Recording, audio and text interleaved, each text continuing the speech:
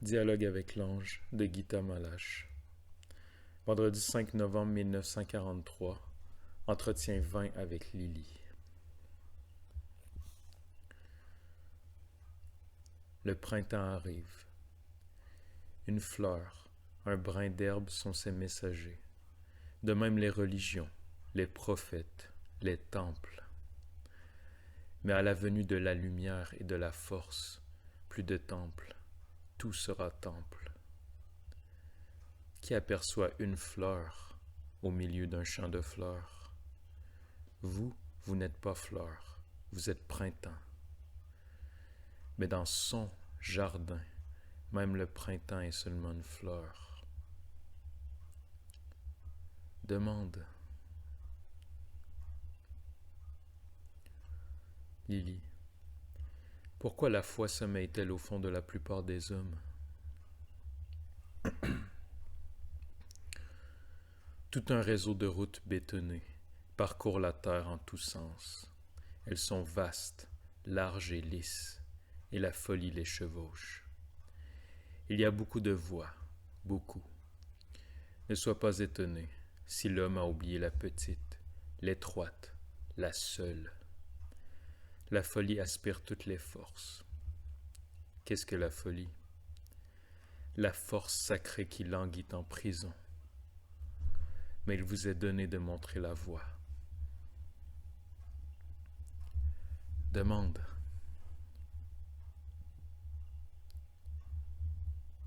Lily. Si peu de gens reconnaissent leur vocation, pourquoi?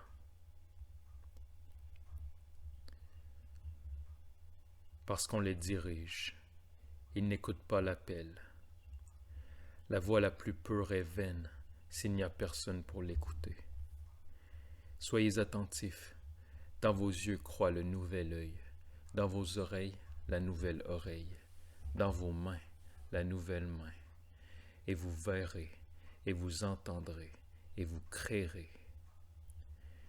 Nouvelle voix et ancienne oreille. Pour entendre l'appel, la nouvelle oreille est nécessaire.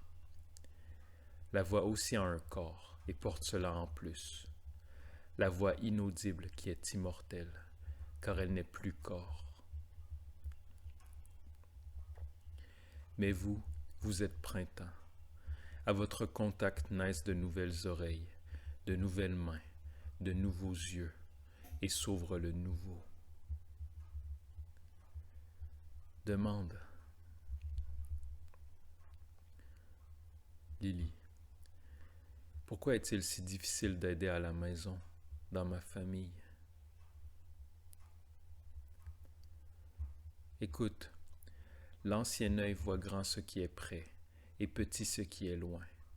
Regarde avec le nouvel œil, mon serviteur, et petit sera ce qui est près, et grand ce qui est loin. Tu vois encore grand ce qui est petit, c'est ce qui te trompe. Si lui est grand en toi, toute tâche est petite, minime, facile.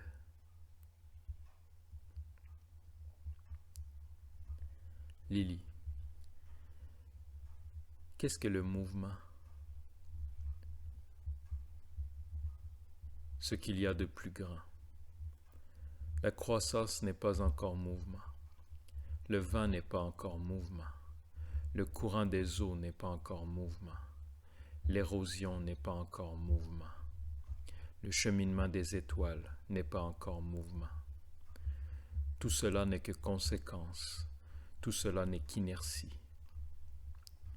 Tout mouvement sous l'empire de la faim, du froid, du désir, n'est que contrainte.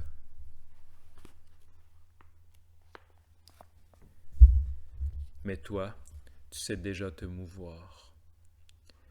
L'acte librement accepté, c'est le mouvement. La main qui aide, c'est le mouvement. Les yeux qui rayonnent, c'est le mouvement. L'élévation de la matière en nouvelle demeure, c'est le mouvement. Nouvelle création. Non plus captivité, mais délivrance. Il n'y a pas d'autre liberté. Ce mouvement-là Suscite-le chez tes élèves. Ainsi chaque mouvement sera mouvement et non captivité languissante. Il y a les muscles, et c'est en vain. Il y a les tendons, et c'est en vain. Il y a les os, et c'est en vain. Que deviennent les tendons? Ils deviennent cordes, les os, des bâtons, les nerfs, des fouets, la jeunesse de la perversion. Seul le vrai mouvement délivre. Enseigne cela, mon serviteur, et sous ta main, les corps renaîtront. Ils ressusciteront, car tous sont morts. Tous sont morts. L'acceptes-tu?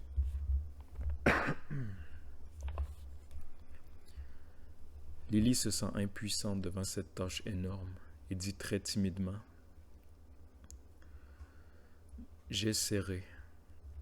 Mais comment enseigner le vrai mouvement? » Sévèrement, la peur habite-t-elle encore en toi?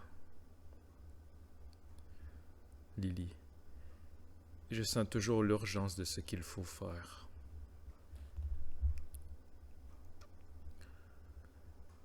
Sais-tu ce qui te met en mouvement? Prononce cette parole. J'accepte. La vraie parole monte jusqu'à sa face et redescend sur toi en force. La force du vœu prend sa source en toi. La parole du vœu est grain qui est semé dans le ciel, qui porte des fruits et retombe sur toi multiplié. Tu auras de quoi distribuer, mon serviteur. La foi semée en Dieu. Les hommes sèment tout dans la terre, et c'est ce qui fait que la terre se dessèche. Vous ne manquerez de rien, je vous le dis avec certitude. Lily: Je ne comprends pas tout à fait le vœu, j'accepte.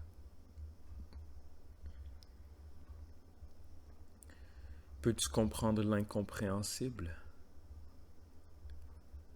Lily: Non. Le mental s'arrête, hors d'haleine, où commence la foi. Il ne peut jamais l'atteindre. Le mental ne peut s'élever jusqu'au ciel, car il est de ce monde. Qu'est-ce qui te semble encore obscur? Lily: Je ne vois pas la différence entre l'aide et l'acte librement accepté.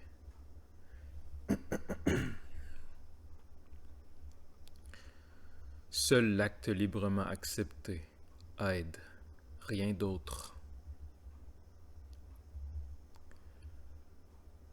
Dans le silence qui suit, je pense à un rêve récent que j'ai été incapable de comprendre. S'adressant à moi: C'est à toi que je parle. Voici le sens de ton rêve. Que le miracle ne soit pas en toi, mais par toi. Parce que tu n'es pas fleur, mais printemps. Le miracle apparaît dans la fleur, mais qui peut saisir le printemps? Si tu es miracle, tu es fleur, une parmi les autres. À Lily: As-tu encore des doutes dans ton cœur? Lily: Je peux à peine supporter ce que je reçois. Tu le pourras. Il faut que je m'éloigne encore de toi.